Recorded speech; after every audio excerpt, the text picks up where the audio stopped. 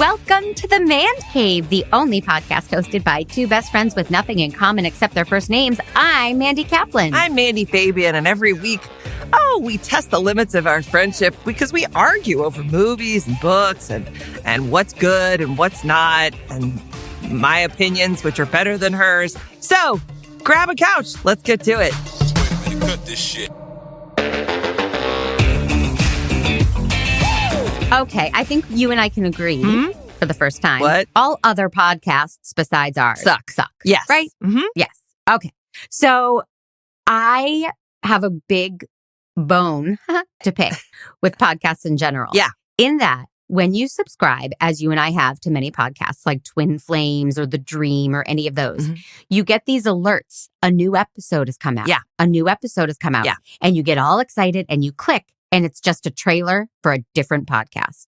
Yeah. It is not, in fact, a new episode of your beloved podcast. No updates, no season 2s, just trailers for other podcasts. Yeah. Mm-hmm. So, because of that, I missed a whole season of You Must Remember This, the podcast about Hollywood, Karina Longworth, and she tells stories about the hidden secrets of Hollywood. And I love that podcast. Yeah. But I got the alerts and I was like, I know what this is. This is just other podcasts. I'm not listening. Oh. So I discovered that I missed a season.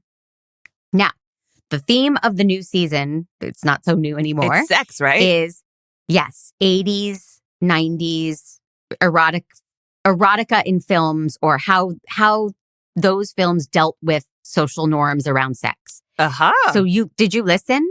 I haven't listened yet, but it caught my attention. Someone was talking about it on social media, and I was like, ooh, I want to check that out. Because I listened to one episode of the regular, whatever, an earlier season, and it wasn't my thing. But I'm notorious for, I have to get past the first episode on everything. I'm never just going to watch a first episode of anything.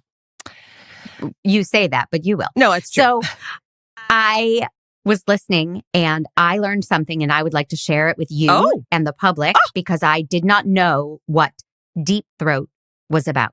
Oh, well, okay, we'll share. I think I know, but... Do you know the plot of the movie Deep Throat? No, I don't. I just knew it was a movie. And I thought there was like oh no, I'm thinking of Debbie Does Dallas. Okay. Deep Throat's different. Okay. Deep Throat was the first X-rated mainstream movie. It went into movie theaters. It made so much money. And then there were lawsuits and people, they tried to file criminal charges against the filmmakers because it was very X-rated. The plot of Deep Throat is that a woman can't enjoy sex. So she goes to her doctor and he discovers that she has a rare medical condition where her clitoris is in her throat. That's the plot of Deep Throat. Oh my God. Doesn't that blow your mind that someone no pun thought intended. of that? And I mean, was, and it ruined Linda Lovelace's life and all of this stuff. It was not, but the idea, how misogynistic is it to think, we'll make a movie about a woman who can't get satisfaction unless she's deep throating guys. Like it was. Yeah, but I just see. I go the other way on it because I always get really happy thinking of like when somebody somewhere, you know what it's like, man. You've done it. It's like when you get the perfect idea. You just get the perfect idea. You're like, this is going to kind of make sense, but this is also going to satisfy every fantasy. Like I get to live in a world for an hour and a half where a woman out there can only get off if she's giving a blowjob. It's pretty tremendous. and it's so science fiction-y. Oh. It's such a weird. He must have worked on that movie for 5 years before he showed it to anybody. Just because he's like, wait, I've got a few more ideas for scenes. Right. But by years, do you mean minutes? 5 minutes he worked on it? That is it's such garbage. Ayo. And I didn't know what it was about. I've always heard, Deep Throat, that was a X-rated movie, but I never knew what it was about. But here's the thing. What was all the scandal? Did they not have pornography when Deep Throat came out? Like, why was it considered a movie? Well, it was released into mainstream theaters. Oh, geez. They stopped doing So you could... Yeah. That doesn't happen anymore. You have to go to special places. And Tell if anybody me. wants the addresses of these places. Dude, tell me, where would I go to see one of those, Mandy? This is a great, Yeah. this is a public service announcement on many levels. Wow, that's You're welcome. really interesting. I think it's an interesting marker in time that, they were like, maybe the world's ready. We'll just have the X-rated people go to the movie theater and like have buttered popcorn and Diet Coke and watch a woman deep-throating gentleman. It's pretty funny. Yeah. Wow, that's a really good tidbit. Yeah, I was fascinated. I ran home. I was on my walk and I ran in the door and I was like, Jeremy, do you know the pot of deep throat? And he thought I was nuts, but I am somewhat obsessed with that concept. So it was funny. I love it. Did his eyes light up? Was he like, I love her after she goes for a walk? Was there ever? It is my spirituality. It's my reset and my chance to listen to somewhat porny. It's podcasts. Wonderful. I'm going to have to get on. I'm going to have to learn how to be alone. I like to walk with other people.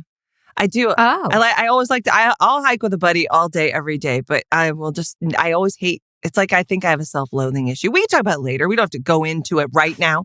But like, I go on a walk and even if I'm listening to a podcast, I swear to God, I get so bored with myself and I can't wait for it to be over.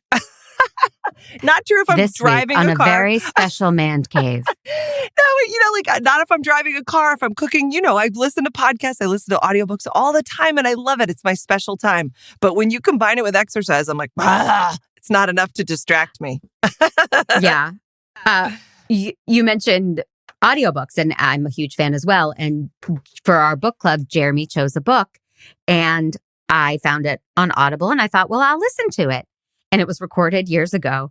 And she's like, and then the person went into the house and walked up the stairs. And then she takes a drink and puts it down. There was no quality control. It's just a lady in her basement recording it. And I mean, you can hear everything. I can hear kids playing in the backyard. It's unbelievable. And she said, she felt so sad. The ennui set in. Oh, no, she didn't. Mm-hmm. Oh, no. Yep. Oh, that's too bad. Wondering. Audiobooks have come a long way. I guess so. And if you'd like to hear me narrate them, check me out on Audible. Oh, is that a thing on Audible? Like where you can look up your name and see the books that you've... Of course. Oh, I had no idea. Look at that. Oh, go down a rabbit hole. I've done a lot of interesting titles. I know you have. Yeah. It's like, and you're experts on all of them from what I understand. Yes. Yes. It's a wonder. It's why you can make sparkling conversation because you're an expert on all these subjects. I am. And accents too. And accents too. And it's why my opinions are so much better than yours. Yeah. Anyway, so is there anything you would like to share or should we dive into what we watched? God, I think we can just dive in. I mean, I finished the Randy Rainbow Audible book, which was really good. And I wanted, you had a book recommendation I want to share with the Fandys and I also want to remember it. So can you tell me again about the ladies? Killers. Yeah. Killers of a Certain Age. That's right. Okay. I got it. I'm going to get that. And that's going to be my next book. And I'll share what my opinions and thoughts on it. Oh, but I have to say something because this is very timely. I just want to hear from anybody who's watching Succession. I don't know how you can watch that show and not want to just skull fuck everyone at HBO. That's what I'm going to say. I watched last night's episode 4. Episode 3 I didn't love, but it was necessary now that I understand what episode 4 is. Oh my God. I am loving the show so much. So skull fucking is a positive thing? It is for me. Okay. If you watch Succession, you'll get it. Like you'll understand why that would be like an act of loyalty and friendship is if you skull fuck somebody. That I'm telling you, man, Succession is they're not wrong. It really is one of the best shows on television. Oh my God. All right. Yeah. Anyway, that's why I wanted to get excited about that. Please do come into Discord and talk to me if you want to talk Succession. We watched something very different than Succession. Very, very different. Super. We watched the second season of Schmigadoon, which is called Schmicago. And I don't know if there's a proper trailer, but Pete, play what you got. That's the foot. Any pain? What's wrong? That's the foot. Feels like we should be happier. Any pain? I want Schmicago. Happy people and bright colors. Schmicago, where are you? Maybe it's one of those places that you only go once and never return. Oh, like Soul Cycle. Schmicago? Welcome to Schmicago. This is very different. Now our heroes enter the city of Schmicago. Who is he talking to? At one point, a lot of musicals had narrators. Sorry, go ahead. Really? Do I have your permission? Uh-oh. He's peppery. Clearly, we're in the next era of musicals here. Do we shock you? These musicals are darker, with more sex. Oh, yeah. And violence. Oh, you gotta be kidding me. How are we supposed to make a happy ending here? These musicals don't have happy endings. Sounds like someone needs a lesson in the power of happiness. Who wants to get naked? What I need is a lawyer. Once I've worked my magic, no jury will ever convict your hubby, even if he kills again. Josh didn't do it. Uh-huh. In Schmicago season 1, a discontented couple played by Cecily Strong, who's too pretty, and Keegan-Michael Key, who I love. They've reached a stale time of their relationship, and they are on a hiking retreat, and they stumble into another world, which is like a 1940s musical. So they stumble in, and they can't get their way out until they reconnect as a couple. That's the plot of season 1, Schmicago. It is a fantastic premise. It really is. Like, that's one of those. It's like a clitoris in the back of the throat. It is one of those premises. You come up with it, and you go, this is gold. So kudos to them. And we did that a few seasons ago, if you want to hear us talk about Schmicago. I loved the first few episodes. Then it lost its way for me. Yeah. But I loved the first few episodes. And I did not like it. Right, wrong. Anywho, season 2 starts, and I'm thinking, how are they going to do this again? Right? How are they going to get their way back to a different world, which is a musical? And by golly, they did it. They did. And I thought they did it well. They established that the couple is now married, trying to have a baby, and have found themselves once again discontented. And they decide, let's go find Schmicago. That's where we were happy. Let's go back there. Right? Yep. And they can't find it, but they stumble into Schmicago, which is the seedier 1970s musical theater world. Yep. And they started with an imitation of Magic to Do from Pippin, the opening number of the musical Pippin, with Titus Burgess at the tip top of his game as the narrator. And they had everyone's doing this musical number, and they're like, this isn't Schmicago. Where are we? And they explain through song where they are. What did you think of how they got in? I thought it was really clever. I think the writing is really clever in terms of what, like, the story, the characters, the idea, I think is so clever.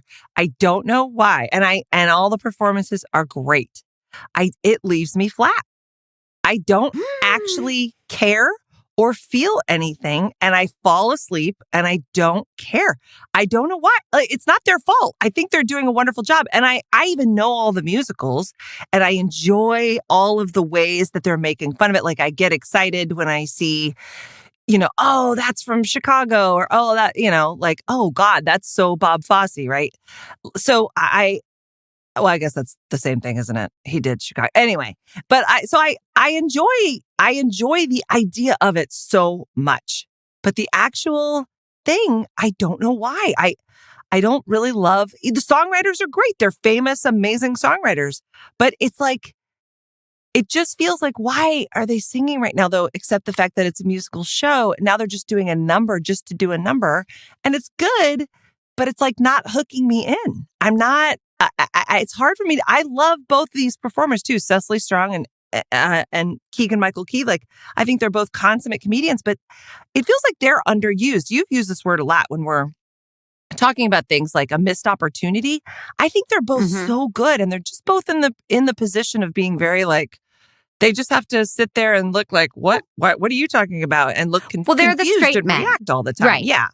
Right. Yeah. Although I don't know how many you watched, because Cecily Strong gets a kick-ass number coming up. So She does. will I get... watched two. Okay. Yeah. Because I never just watch one anymore. You know what I mean? And bless your heart. America thanks you.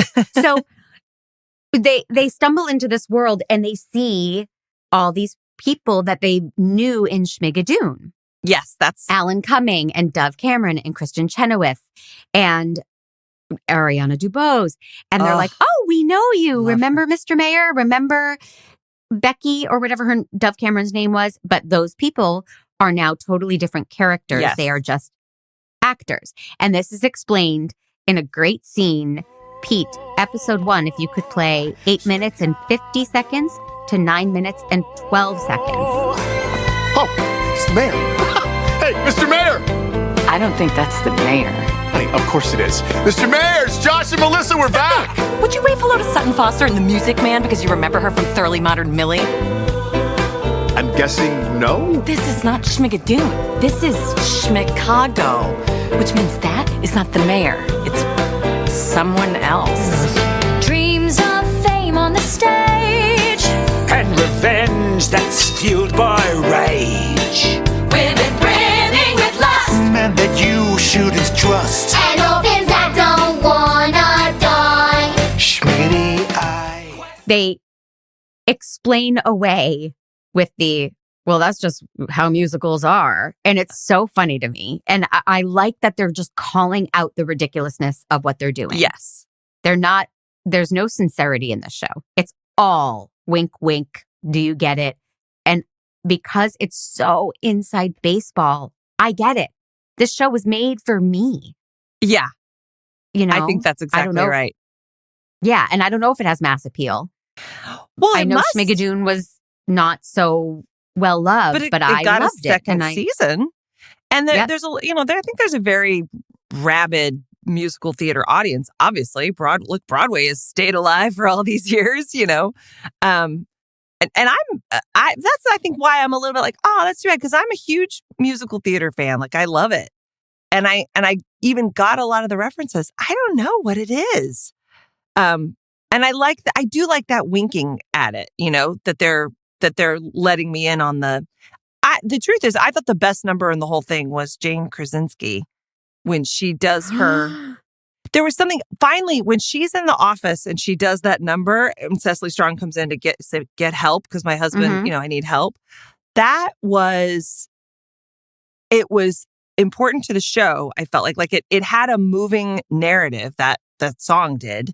Like it was part of the story of the show. And I have never seen her. I know she's a musical theater person because I've seen her name on many things, but I've never seen her sing and dance. I didn't know what she was capable of. You didn't watch 30 Rock? I did, but I don't think I didn't watch it all the time. And I knew I never saw her sing and dance on 30 Rock. Was she a singer and dancer on that? Yeah. Oh, okay. Yeah. I didn't see that part of it. I only saw her be funny and vain and hilarious. She has this knockout punch of comedic performance that got me. Well, so Jane Krasinski is playing a lawyer named Bobby, which is supposed to be Billy Flynn from Chicago. Billy Flynn is an egotist and he's too cool for school. And he's like, just keep your mouth shut. I got it. I'll handle everything. I never lose a case. Yeah. And she's doing that times a billion. Yeah. And she's so sexy and so over the top. I recently said to Jer, I figured out my relationship with Jane Krasinski. Oh, good. Krakowski, Jane Krakowski. Her name is Krakowski. Oh, did I say the wrong thing? Oops, sorry. Yeah. Oops. That's okay. So, do you guys have a Google Sheet too? So, on 30 Rock, I think she is beyond hysterical and tonally perfect when she's being vain and obnoxious and a spoiled actress. Yeah. But then they give her serious singing and dancing moments, and they give her, they let her sing a ton on that show. And that's when I'm always like, ugh, now it's just her showing off her voice. It doesn't feel as funny and extra as I want her to be. This show has made her sing and dance in the over-the-top character way that I want to see. And I think she is perfect. I think everybody's perfection, but she is a scene stealer. Yeah. And it's fun that they took a very male role and made it her. Oh, yeah. And she is very macho. She's very in your face, but she does this massive number in the courtroom that is astonishing. And she's Cirque du Soleil from the ceiling. And I mean, it's just, she is amazing. I don't think I saw the courtroom scene. That must be in episode 3 or 4.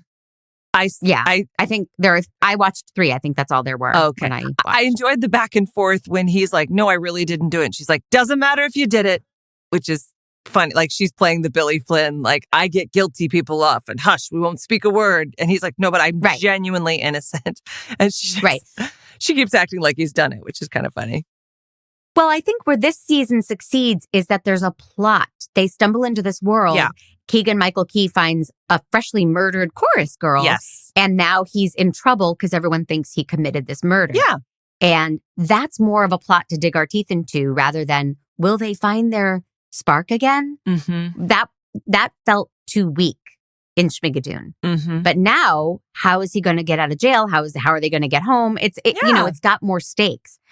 One of the moments I loved, and this is real deep cut, but in the number Magic to Do in Pippin, and in several 70s musicals, they do this thing where everybody's singing, and then the music gets a little soft, and everybody starts muttering. And they're like, hey, welcome to the show tonight. Oh, good to see you. Blah, blah, blah. And it's, 10 chorus people all doing that. Mm-hmm. And they did that, and Keegan-Michael Key goes, I can't hear you when you're all talking at once. You're all interrupting each other. And it was so funny to me to call that out as such a bizarre 1970s trope of musical theater. Yeah. Well, that's funny because I thought that moment was funny, but it's probably funnier if you know that that's a thing that they do. Clearly, right? Because I was like, that's cute. It was funny because he's funny, but I did not get that. So I know the season is very, very inside baseball, which I said before, but it is. And I know that Dove Cameron is playing Sally Bowles. Yes, she is. Yeah. And she's a wonderful singer and dancer. You're not a fan of the acting? No. Oh, I am. I think she is perfection. No, I've always loved her in everything. And I see that, you know what, though? I can't blame her. It's like there's something, it's happening with all of it. There's something about it that I'm not hooking into. I want to, but I'm not hooking into it. I don't know why. She's doing, she breezes into their room and she's like, oh, darlings, you simply must come to my show tonight. And she picks up a little teapot and pours air into a teacup and puts it down. Like, there's nothing in the teapot. But she's so like, I'm on stage the entire time, darlings. And I am loving her performance. I think it's great. What don't you like about it? It feels like if a high school troupe put together, like, let's have a nod to all of our favorite musicals. But what's missing for me is a little bit of the why, which is so dumb because like musicals are just fun, right? But even in a musical, you care about it, you're there's a story that you're like invested in the characters and you might find yourself crying at a musical or there might be a suspenseful moment. But like it feels like, and then we'll just do a song that reminds us of Hair. And he'll be a great singer and it'll be like kind of funny that he's in this random cell and he'll do all of the fun, like he'll be a little bit funny because he's doing a song from Hair. But that to me is like a variety show, right? Oh, there's a guy who did a thing from Hair, but it's not like it's grabbing me with this, you know what I mean? Like, okay, she's acting like Sally Bowles, but it doesn't, like, why is she? Who is she? Like, what is and maybe it's because the main characters are a little bit like, they have a bit of a, looking at everybody like, whoa, what? Okay. Like they're sort of nodding in this way of like, yeah, we get it. Maybe that's it. Like maybe there's kind of this, I get it. You're because Sally Bowles. They seem a little over it. But not because I don't think but they kind of are because they're used to it, not in a cynical way, but they're just like. No, and I'm not saying the actors, I'm saying the characters seem a bit over it. Like, we Yeah. get it, you're Sally Bowles. Yeah. Maybe that's part of it. Maybe like I'm on that train, and because of that, and because I'm not getting all of the deep cut references, like I got that the chair dance was like Mine Hair and it was cool, but it's also I'm just watching in a TV show where I'm wanting to know about the story, the characters. Like I'm looking for people to be connecting. Like I think I want different things out of television. And I will say I think this is interesting, maybe not, but there are many times when they've tried to do musical stuff on TV and film and it hasn't quite worked, right? Mm-hmm. Because they have figured it out as of late, but it's the beautiful... You're talking about Cop Rock. You can say it. Cop Rock was a home run, and we've never been able to replicate it. I don't know. Maybe there's just something about musicals on television that, like, for me, I loved Hamilton, but that was an actual musical that was shot beautifully and perfectly in my mind, and I was in the story of that musical. So maybe there's something about, I don't know. I don't know. It's between worlds for me. And to me, when Saturday Night Live does a sketch and it really hits it, and it's a 4 or 5 minute sketch, and everything is the right tone, the right amount of parody, the right amount of laughs, this feels like an extended version of that. But maybe what you're sensing is when Saturday Night Live does a sketch and you're like, oh, that was really funny. Why is the sketch still going on? We got the joke, right? Which I think Saturday Night Live is very guilty of a lot. Yes, I think that's probably most of them are conceptually funny and then they die. Yeah. But I think for my taste, this is conceptually nailing it.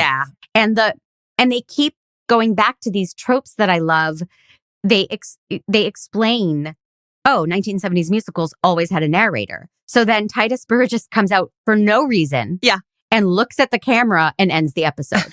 He just looks at it like, don't forget, I'm the narrator. Okay. And he is hilarious at it. Oh, I love him, but you're absolutely right. I think this is really right. Because I love all of the pieces of this, but what's missing for me is this thing that you're talking about. Because when he comes out, I'm like, well, he's good, and there he is again. But I'm not connected to the whole trope of it, right? So I don't look at him coming out and go, well, that's completely unexpected and silly. And like they haven't, you know what I mean? I'm coming at it from they had a narrator guy, and he was at the beginning and he was at the end. But I'm not connecting it to some larger satire of that genre. Yes. That's what's missing. Yeah. And for me, it's just nailing it. And but now there are... Didn't you have musical theater friends that didn't like it? Did you have any people who love musical theater like you do and weren't fans? Schmigadoon or Schmicago? Schmigadoon, because Schmicago is just a mere babe. We can't. Right. And I said babe. I think it's okay to say it in that context. Yes, I had friends who weren't huge Schmigadoon fans. And as I said, I was mixed because I loved it to start. And then if I was a musical theater performer, I would hate watch it because I would be so jealous because it looks like they're having so much fun. To me, it's the level of the actors, the level of performances they're getting. They are randomly cramming characters in that make no sense. Sweeney Todd shows up, Alan Cumming. Miss Hannigan shows up, Kristen Chenoweth. With lesser performers, that would feel like, why is Sweeney Todd in this? But, or the Demon Barber. But they're there, and I don't give a crap about the logic. I am mesmerized by these performances. They're all at the top of their game. But I took them being there as sort of a nod to people saying, okay, so this whole season, we are going to riff on the musicals from this era. That's what So they didn't actually even perform. They were just part of the ensemble in the beginning, right? No. They perform coming up. Yeah. Okay. They are very much featured. Yeah, but the reason they had them in the beginning is I thought, we're going to see these type characters, the Sally Bowles and the Miss Hannigan and that was what that was. Yeah, and they all pay off. In the season one, I think you and I are both not huge fans of Oklahoma and Brigadoon and State Fair and, the shows they were making fun of, Carousel. I mean, I like those musicals and I know the music, but I'm not going to get little references. I'm not going to get the Easter eggs. This to me feels like a collection of Easter eggs. Yeah. It's just, did I say that already? I can't No. remember. Oh, wait, vague. Okay. So, but yeah, it feels like that's what it is. Just, did you get it? Did you get it? Did you get it? They're checking into this hotel and there's a woman drinking in the lobby and she's not a character. We've never seen her. She's just a drunk old lady and they say something and she goes, I'll drink to that. Boom. Done. We move on. It's fantastic. Like it's for those of us who are gay men like me, who love musicals and refer to them all the time. It's nailing it. They, in episode 2, when Keegan-Michael Key's in jail for committing this crime, that Conrad Birdie's in a cell across the way going, I didn't touch that girl. And that is such a great way to reference that Bye Bye Birdie is essentially a musicalized story of statutory rape. Oh my God. Okay. Yeah, I didn't get that. Yeah. And they're like, shut up, Conrad. We know you didn't touch the girl. It's just so... that's got to be a really tough balance in that writer's room of going, oh, we'll have this person say that and we'll have, because they have to service people who are going to get those references and then people who have no idea. And they have to make sure there's enough that's entertaining and will keep people engaged for people like me who are not getting all the Easter eggs, right? There has to be enough for us to keep watching. It feels like they don't care. That's what it feels like they're not trying to appeal to the masses. They're just appealing to me. This is just a show for me. Look, congratulations. You got a show on Apple. I mean, I know you didn't write it, but it's yours. But I could write it. Oh. This is a lot of what I do with Miscast. Yes. Coming up Sunday, May 7th, tickets on Eventbrite, starring Mandy Fabian and myself and Casey Clavens, my son. It's nodding and winking at things. It's calling out things that are now out of date and misogynistic, or, it's got that modern take on all of those things that I try to apply to Miscast. And I think it's doing it so, so well. And I can't even remember who said this, but somebody said, last night my dinner was a candle. And I thought that was really funny. That was hilarious. There are a few jokes in there that you're like, oh, that's brilliant. I liked that they were doing the we've got to eat when they were doing the chorus line stand up, right? We've got to eat. We need to eat, which I think is obviously a commentary on super skinny dancers, right? That was funny. But also that they're unemployed. Right. You referenced Hair. And that's Aaron Tveit, who is the dreamiest, and he's just perfection. And last season, he was Billy Bigelow last season. Okay. I forget what they called him. And now he's the head of the tribe. And he says he's the cellmate of Keegan-Michael Key, and he's talking about getting on the happiness bus. And then there's a literal happiness bus. Yeah. It was not a metaphor at all that the hippies pull up in their happiness bus. And in Hair, there's that song, glitty glop glooby nibby nubby newbie sha-la-la-la-lo. Makes no sense. It's all drug speak. And in this one, they're singing something about their main song is We All Get Naked Now. Gotta get naked. That's their song. And they're like, glitty glop, Zuko, and Kaniki too. And they just are singing Grease character names for no reason. And then they get naked and Keegan-Michael Key, who's a doctor, is like, I'm seeing a lot of moles I'm worried about. I love it. Oh, yeah. Yeah. Didn't you go to college with him, Billy Bigelow, or you went? Aaron Tveit. Yeah. I mean, I'm way younger. No, he's way younger. He went to my college. But oh, okay. Yeah. Okay. Well, you guys look like you're the same age. Bless your heart. Good night, folks. I'll see you next week. Oh. I'm out. He is so dreamy and so talented. It's off the charts. And what a blessing for him to find something like this. Yeah. Where he can do everything he does so well. Because he's a Broadway guy. And I'm sure TV and film are calling. But to me, that would be a waste because he's such a good singer and dancer. He's just perfect. Well, he's on TV, so he's done it. Right. I wonder if he's good. But I'm saying, but Jonathan Groff did that series Mindhunter or something, yeah. and he was great on it. But I'm like, I don't want to watch Jonathan Groff play a gritty detective. No. I want to watch Jonathan Groff sing and dance. Yeah. So this is allowing Aaron Tveit to do that. Yeah.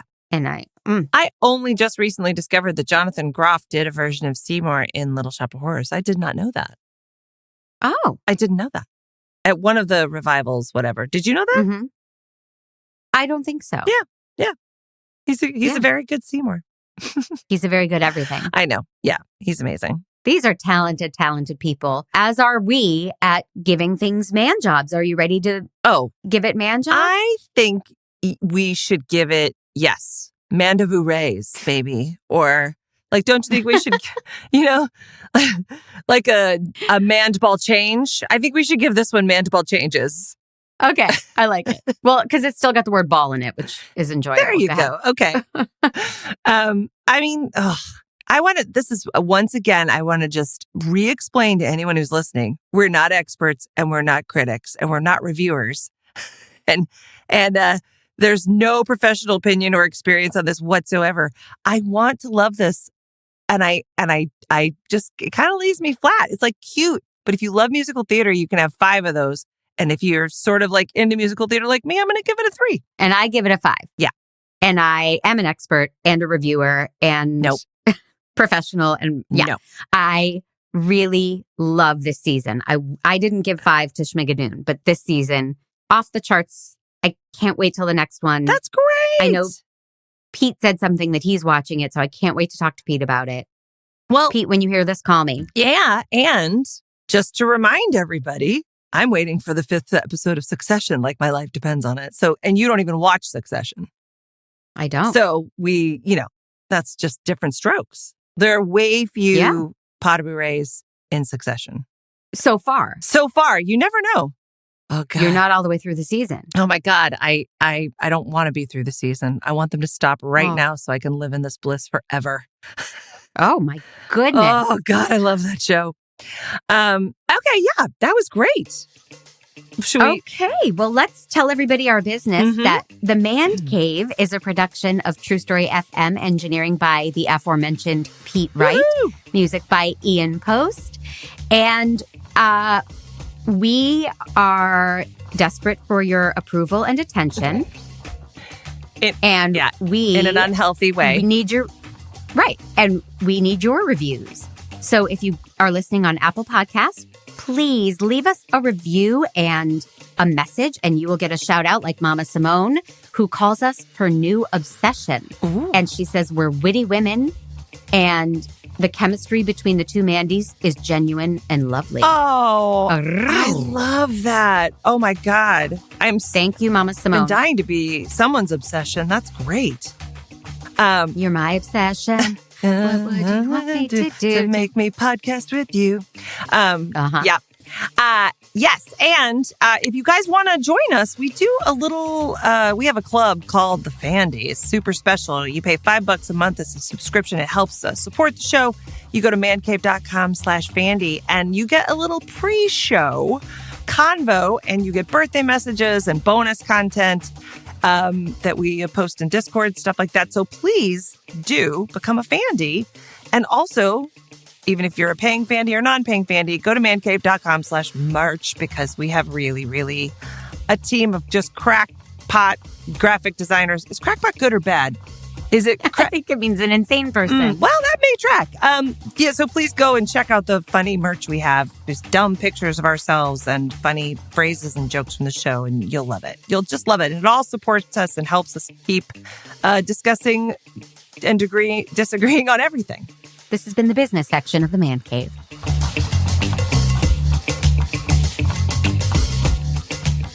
As always, I have a game. Yes. Recently, when I have set up games for you, you have done unbelievably well. and I don't like it. Yeah, I know. So I designed this game to trip you up and make you feel like an a-hole.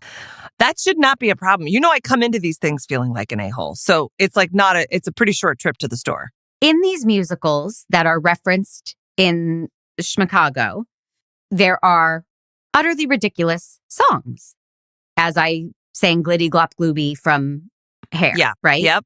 There are really lame titles of songs, or I shouldn't say lame. There are specifically 70s titles of songs. Yeah. I'm going to give you the title of a song. Okay. You are going to tell me if it's an actual song from one of these musicals. Okay. And if it is, you get a bonus point for which musical it's from. Oh, okay. Mm-hmm. Or did it come from the mind of Mand? Okay, you are right. I'm going to be terrible at this. So sit back and enjoy. Are you ready? As ready as I'll ever be. Okay, first title, Feel the Rhythm, Sing the Rhyme. That's a feel the rhythm, sing the rhyme. Come so you know along and have a real good time. I know the song, but I don't know what it's from. Is it from a musical? It's Freak Out. Le Chic, say freak out. Wait, those are real lyrics? Yes. Feel the rhythm, sing the rhyme? Maybe it's Catch the Rhyme. Maybe I'm... Because I made it up. Conflating. Oh, it's a real... That's a real lyric from... feel the rhythm, feel the rhyme. Anyway. You don't get a point. You don't get a point. Ha, ha, ha, ha, ha. I feel like I do. No, because they are all from musicals, and I made it up. Well, Feel clearly, the rhythm, sing the rhyme. I knew it because I was 20 when that song came out in the 70s. So that's why I knew it, and you didn't. Right. Mm-hmm. All right. God, the next I one, look good for my age. Always. Mm-hmm. The next song, Sodomy. Sodomy is such a lonely word. Everyone is going down there. Sodomy. Yeah, I don't know. I don't know if it's a real song or where it's from, but it feels like maybe I'll say falsettos. Why not? Oh, so you think it's a real song from Falsettos? Yeah, I do. That's my guess. Okay. It's a real song. Okay. It's from Hair. Oh, okay. And it goes, Sodomy, fellatio, cunnilingus, pederasty. Well, that's dirty. I don't know. That's a dirty song. Why don't you and your deep throat people take that song elsewhere? I'm going to stick over here and ban some more books. Okay. We should make a musical about book banning. That would be fun. Well, you right? are a reverend. I am a reverend. Thank you for remembering Minister Mandy here to serve you. Okay. The next song is Sweet Pudding and Freedom. Sweet Pudding and Freedom? That sounds like something from the first season of Schmigadoon. Sweet Pudding and Freedom. That sounds fake. But I'd say it's the Mark Twain musical in your head. Always in my head. Yes. Yeah. The next one is I'm a Brass Band. That sounds real. I'll say it's real. From like The Music Man or Guys and Dolls or You're in Town. Real. It's real. And it's from Sweet Charity. Oh, okay. Which they also parodied in this brilliant, perfect show. I never saw it. I don't Sweet believe Charity? in charity. I don't like charity. Oh, yeah. I love Sweet Charity. Huh. Okay. No, I've never heard it. I would like to. I'll listen to it. Yeah. Next song, I'm a broad, not a lady. I'm a broad, not a lady. That sounds made up. Is that made up? That's made up. All right. War means peace. That's made up. You are good at this. Don't dress your cat in an apron. Don't dress your cat in an apron. No, that's made up. That's real. Okay. Gotcha. That is from Free to Be You and Me, which is something that I have never heard and escaped my childhood. Yep. It was around my childhood, but I don't think I ever really... No, instead, you know what I listened to?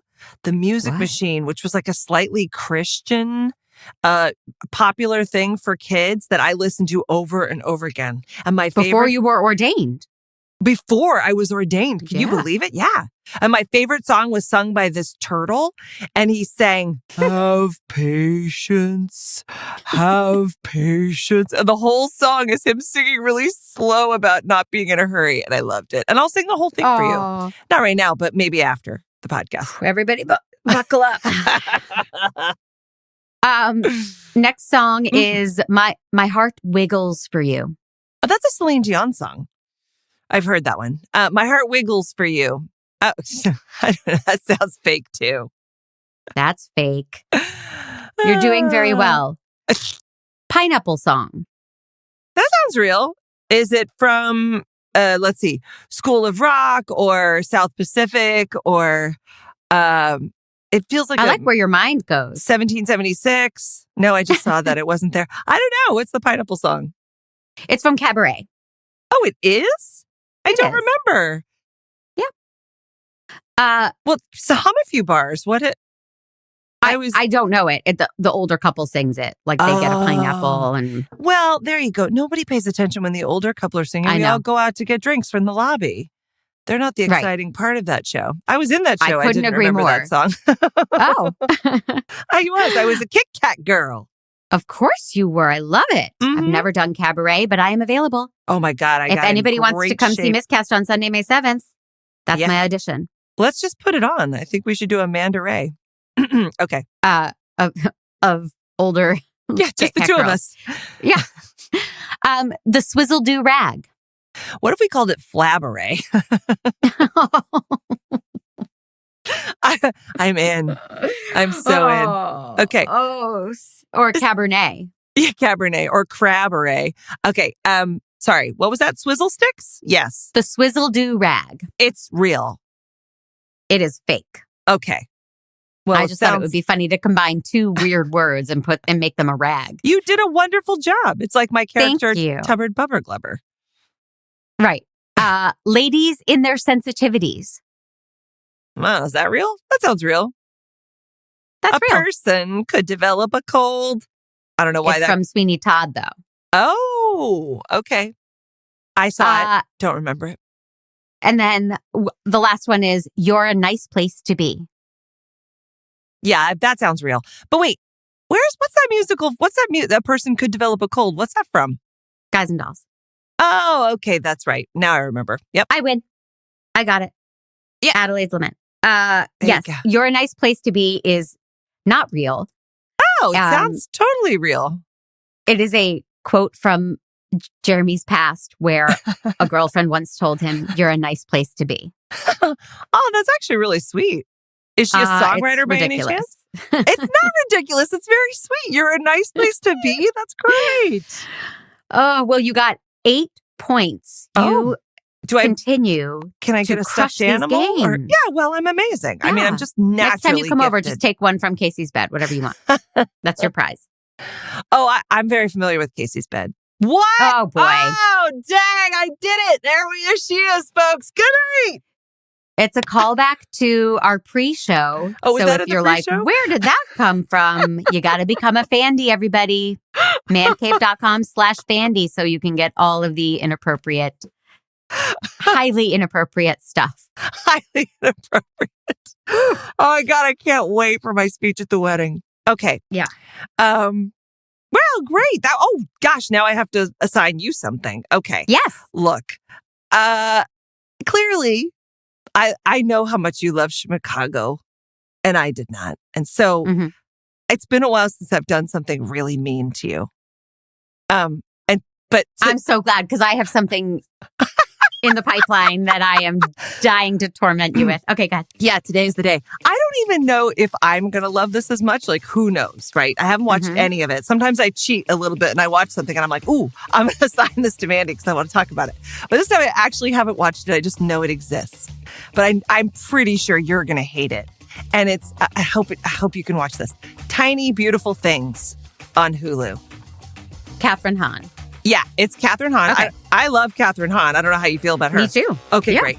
But it's a book by Tiny Beautiful Things was a book of Dear Sugar advice that the woman who wrote Cheryl Strayed's book. Okay.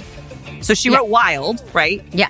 but she also was an advice columnist. And the truth is, it is one of the most beautiful books you're ever going to read in your life. Like she gives beautiful advice for people that are going through things that you cannot imagine how anybody would ever navigate it. And somehow she writes these beautiful essays that make you go, oh my God, the world is going to be okay. So we'll see about that. Really one of my favorite books. I have no idea how they made it into a series, but it's very emotional and very, and I think you're good because you're a robot. I think you're going to hate it. So we'll see. I'm planning on it. But I can't wait to rave about it while you go get coffee next week. Great. I love coffee. All right. And I love you. I love you. See you next week.